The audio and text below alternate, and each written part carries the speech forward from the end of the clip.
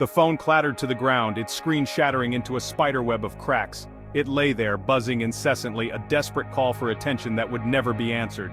Oh Dae-su barely noticed. He was already gone, lost in a drunken stupor, his mind a foggy haze of alcohol and regret. It was his little girl's birthday, a day he'd promised to never forget, a promise made with the best of intentions, now broken by the numbing embrace of soju. But the soju had a way of blurring memories, of twisting promises into lies.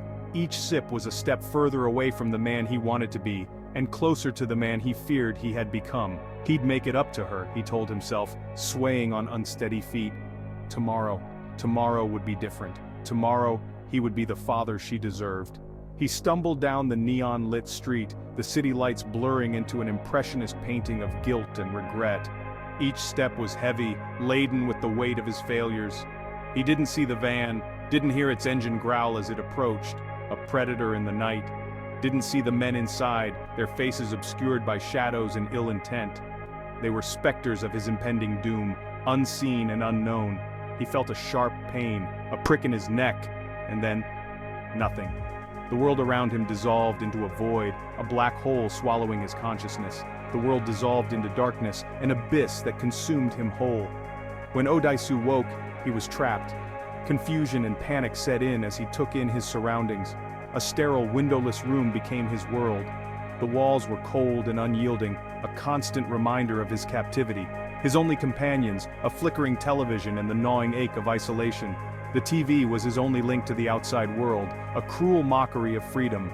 Days bled into weeks, weeks into years. Time lost all meaning in the monotony of his confinement. He aged, his hair turning a stark white, a physical manifestation of his invisible prison bars. Each gray hair was a tally mark of his suffering. His daughter's face, once so clear, began to fade from memory, replaced by the cold, hard edges of his confinement. The image of her smile became a ghost, haunting the recesses of his mind. He became obsessed with the why. Why was he taken? Who were his captors? The questions gnawed at him, a relentless torment that offered no respite. The questions echoed endlessly in the silence of his confinement, a torturous mantra with no answer. Each whisper was a dagger cutting deeper into his sanity. He clung to the hope of seeing his daughter again, the memory of her laughter fueling his will to survive. It was a fragile lifeline, a thread of light in the darkness. But as the years crawled by, hope began to feel like a dangerous illusion. The line between reality and delusion blurred, and the weight of despair grew heavier with each passing day. He paced the small room, his frustration boiling over. The walls seemed to close in on him, a suffocating presence that mirrored his inner turmoil. He scribbled notes on the walls, desperate to make sense of his captivity. Each word was a plea for understanding, a cry for answers that never came. The flickering TV became a cruel companion, its endless stream of images a reminder of the life he had lost. His eyes grew tired, the strain of his ordeal etched into his face. He lay on the bed, a single tear tracing a path down his cheek. Defeat settled over him like a shroud, the weight of his captivity crushing his spirit. He looked at the photo of his daughter, the memory of happier times a bittersweet comfort. It was a reminder of what he had lost, and what he still hoped to regain. But even in the depths of despair, a spark of determination remained.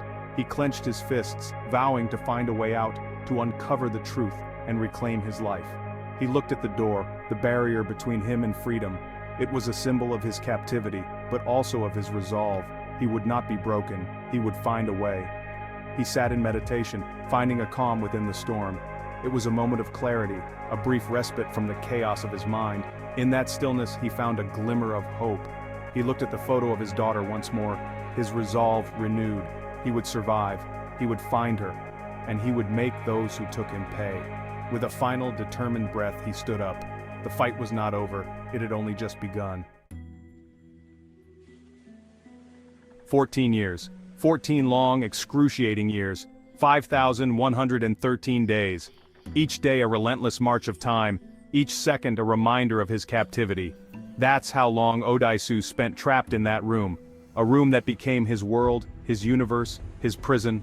A concrete box, devoid of human touch, of sunlight, of hope. The walls, cold and unyielding, were his only companions. The television, his only connection to the outside world, became his tormentor. It was a window to a life he could no longer touch, a life that moved on without him. It taunted him with news of his wife's murder, framing him as the prime suspect. The screen flickered with images of a world that believed him guilty, a world that had condemned him. It showed him the passage of time, the world moving on without him while he remained frozen, preserved in his own personal hell. Days turned into months, months into years, and still, he remained. He raged against the walls, pounded his fists until they bled. The pain was a reminder that he was still alive, still human, even as his spirit withered. He screamed until his voice was hoarse, but the only answer was the echo of his own despair. The walls absorbed his cries, mocking him with their silence. He sank into a pit of despair, the will to live slowly draining away. Each day was a battle against the encroaching darkness, a struggle to hold on to the last shreds of his sanity. He tried to end it, to find release in oblivion, but even death, it seemed, had abandoned him. The walls that held him captive also held him back from the final escape, but even death, it seemed, had abandoned him. The walls that held him captive also held him back from the final escape, and then, just as suddenly as it began, it ended. Without warning, without explanation, his captivity was over. He was drugged, unconscious, and dumped in a suitcase on a rooftop. The transition from his concrete cell to the open air was as jarring as it was bewildering. He woke to a world he no longer recognized. The sky, the city, the people, all were alien to him, a stark contrast to the claustrophobic confines of his prison. The city was a cacophony of noise and light, the air thick with unfamiliar scents. It was overwhelming, a sensory overload that left him reeling. He was a ghost, returned from the dead, adrift in a world that had moved on without him. The people around him were strangers, their lives untouched by his suffering. He was free, but freedom had never felt so much like another prison. The open sky, the bustling streets, they were just as confining as the walls he had left behind. The world outside his concrete cell was vast and disorienting, filled with faces he didn't recognize and technology he didn't understand. It was a new kind of isolation, a new kind of torment. He was a man out of time, his past a stolen memory, his future a terrifying blank slate. The life he had known was gone, replaced by a world that had no place for him. He wandered the streets, searching for something familiar, something to anchor him, but the city was a labyrinth, each turn leading him further into the unknown. He caught glimpses of himself in shop windows, reflections that seemed to belong to someone else. The man staring back at him was a stranger, a ghost of the person he once was. He sat on park benches, watching the world go by, feeling more alone than he ever had in his cell. The freedom he had longed for was a cruel illusion, a new kind of imprisonment. He looked to the sky, searching for answers, for meaning, but the sky offered no solace, no comfort. It was vast and empty, just like his future. And so he walked, a solitary figure in a sea of faces, a man without a past, without a future. The walls that had whispered lies were gone, but their echoes remained, haunting him with every step. Survival became his new instinct. He learned to navigate this strange new world, his senses heightened, his every movement fueled by a simmering rage. He ate live ants, drawing protein from their tiny bodies, a primal act that reminded him of his own animalistic will to live. He trained, his body remembering the martial arts he'd learned in his youth. Each punch, each block, a way to channel the fury that burned within him. He became a weapon, honed by years of isolation and fueled by a thirst for vengeance. He would find his captors. He would make them pay for every stolen year, every tear, every moment of agonizing uncertainty. But revenge, he soon realized, was a dish best served with information. He needed answers. He needed to know why. Why had they taken him? Why had they kept him alive all these years, only to release him into a world that no longer felt like his own?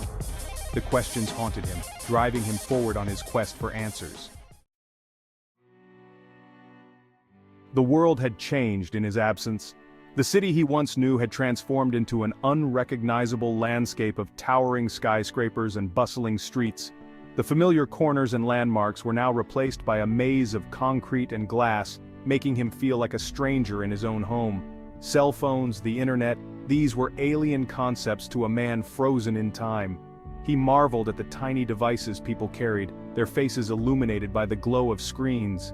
The world had moved on without him, leaving him to grapple with the rapid advancements in technology that seemed to dominate every aspect of life. He wandered through the neon-drenched streets, a stranger in his own city. The vibrant lights and bustling crowds only served to heighten his sense of isolation. He He felt like a relic from a bygone era, out of place and out of time, searching for something familiar in the sea of unfamiliar faces. He was a ghost, haunting the edges of other people's lives, searching for a connection, a lifeline in a world that had forgotten him. He watched from the shadows, observing the lives of others with a sense of longing. The laughter, the conversations, the simple interactions that he once took for granted now seemed like distant memories.